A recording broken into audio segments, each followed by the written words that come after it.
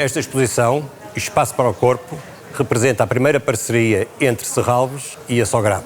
Mas, na verdade, a ligação que existe entre estas duas instituições já é antiga, o que permite que haja um maior compromisso para novos desafios. Como membros fundadores de Serralves, é para nós um enorme orgulho trazer para este ambiente de caves, ambiente de vinho, uma amostra coletiva de obras que foram inspiradas no legado da Dona Antónia. São, na verdade, duas formas de cultura completamente diferentes, mas que, na minha opinião, se casam bem.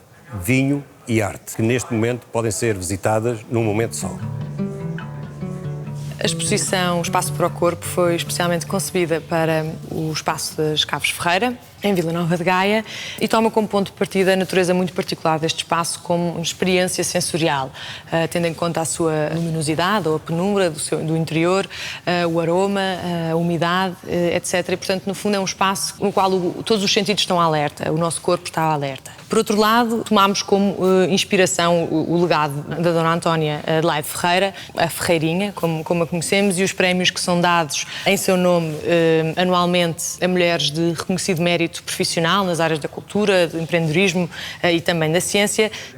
A exposição reúne trabalhos de artistas portuguesas e internacionais que problematizam a relação entre o espaço e o corpo, o tempo e o movimento, a arquitetura e a intimidade.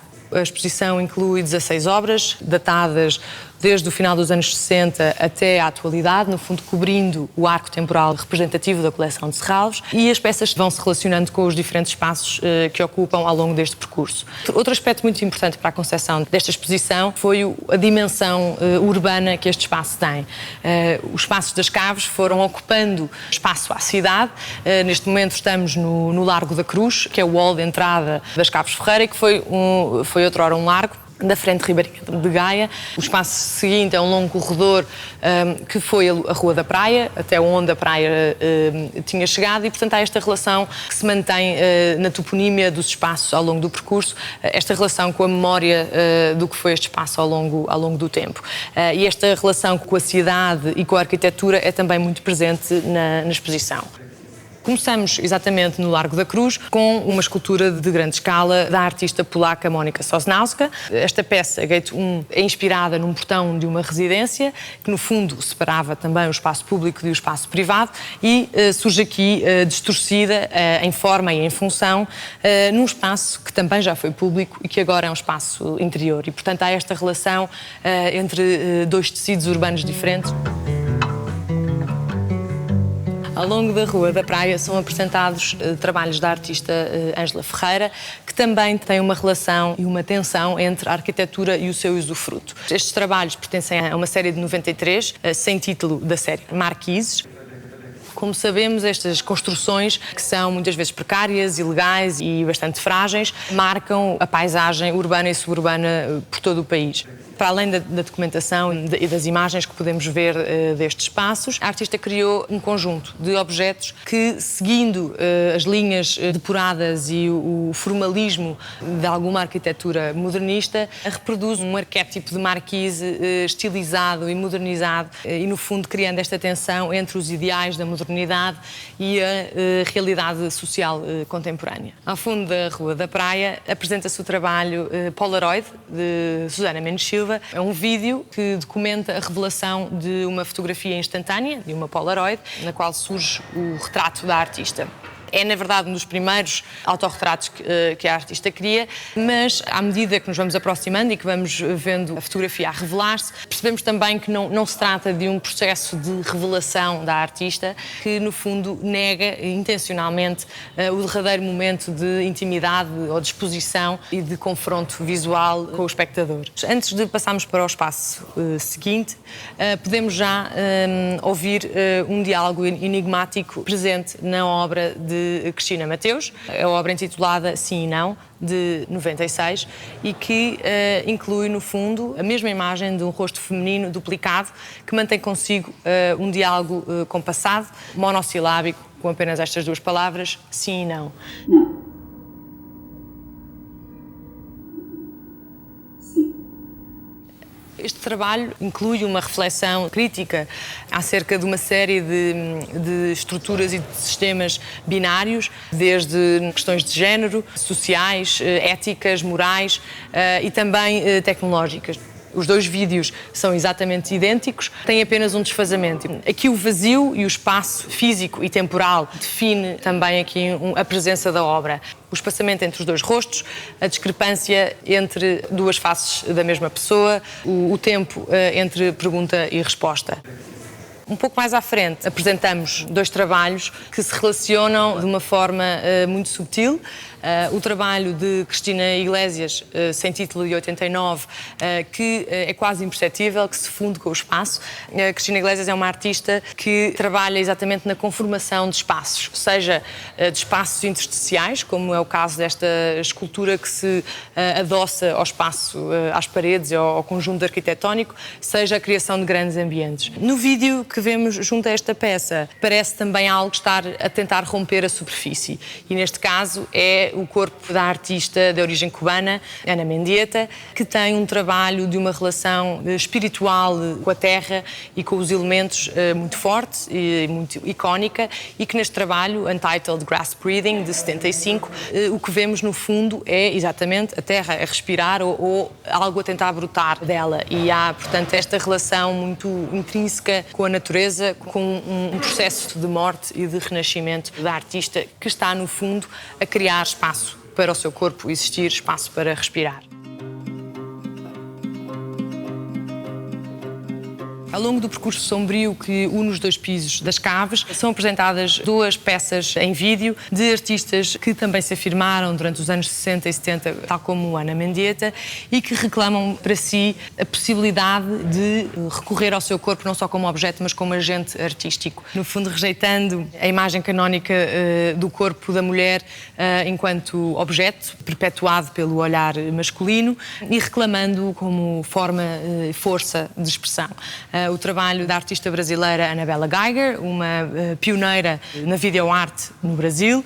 À medida que subimos por este espaço, a artista também aparece ascendendo ao longo de diferentes planos de escadas que se sucedem e que não chegam a lugar algum, no fundo, nesta relação do nosso corpo com o corpo da artista. Ana Wilka, no seu trabalho Gestures, manipula o seu corpo, o seu rosto, na verdade, com um sentido de humor e de uma ironia peculiar, criando este confronto entre sujeito e objeto. A obra Drop, de Marijke van Warmerdam, tem uma presença muito peculiar no espaço e a sua simplicidade é absolutamente desarmante. Trata-se simplesmente de o som de uma bola de ping-pong que rola pelo espaço abaixo. E é na espacialização dos equipamentos de som que são distribuídos ao longo da rampa que temos esta relação muito física e esta envolvente que só o som nos dá. A obra de Charlotte Posenenske tem uma presença também bastante peculiar neste espaço. À primeira vista, trata-se, no fundo, de uma escultura minimalista, uma obra de uma artista que expôs junto dos maiores artistas da arte minimal norte-americana, como Donald Judd, Sol LeWitt e Carl Andre, mas que, de muitas formas, se destacou destes artistas e deste movimento. O que é radical no seu trabalho é uma absoluta recusa de se enquadrar no sistema de valor estabelecido pelo mercado da arte. A artista morre nos anos 80, este trabalho data de 67 e de 2010, porque após a sua morte foram reproduzidos de forma económica e ilimitada, no fundo contrariando esta ideia de autoria e a ideia também de o objeto singular como objeto artístico.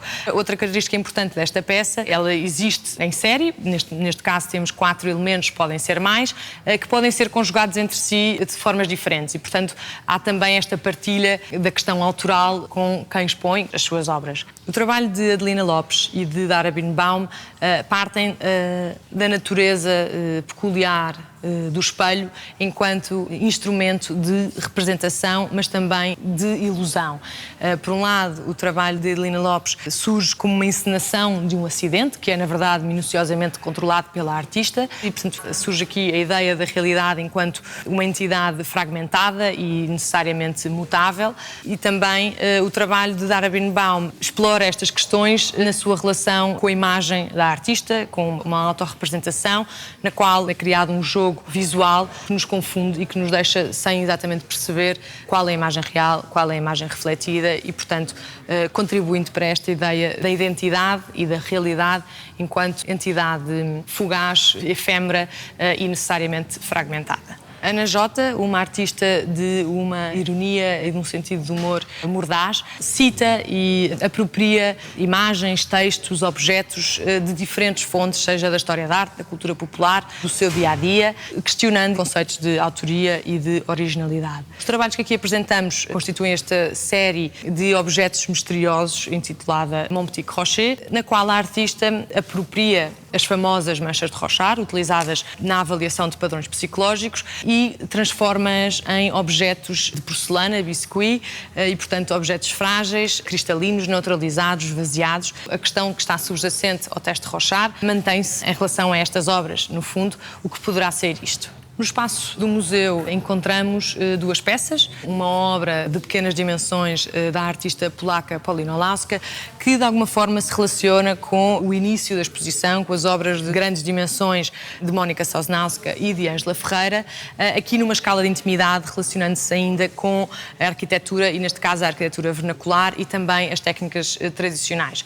A obra Fraisier trata-se de uma reprodução do edifício de um cabeleireiro. Fraisier significa cabeleireiro em polaco, e no fundo celebra esta construção informal, este tipo de construções informais e também técnicas artesanais locais. O trabalho de Ana Vieira é um trabalho histórico do início da sua carreira, que parte da pintura e que, no fundo, questiona os seus limites. Esta obra, este grupo de trabalhos, as silhuetas esvaziadas, permite, de uma forma muito simples e muito poética, entender exatamente como a própria artista diz, a visão do corpo é muito mais global e muito mais abrangente do que a visão retiniana.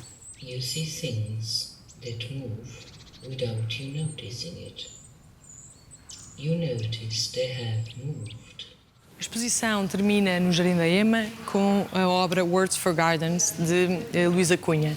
O trabalho de Luísa Cunha combina o som, a palavra e também o desenho. E neste trabalho, Words for Gardens, é a obra mais longa da artista, na qual ela descreve, partindo dos elementos básicos do desenho, o ponto e a linha, como construir, como desenhar um jardim. Este jardim desenhado, este jardim abstrato que a artista descreve e com o qual delega no espectador, no visitante, a sua construção imaginária, no fundo, é construído em confronto com a envolvente real, com o espaço deste jardim físico que aqui temos, com esta vista deste espaço. Cria esta relação entre interior, exterior, entre espaço real e espaço imaginado. E é exatamente neste diálogo entre interior e exterior, entre espaço social, espaço político e espaço íntimo, que as artistas incluídas nesta exposição criam espaço para o corpo. But only sometime later.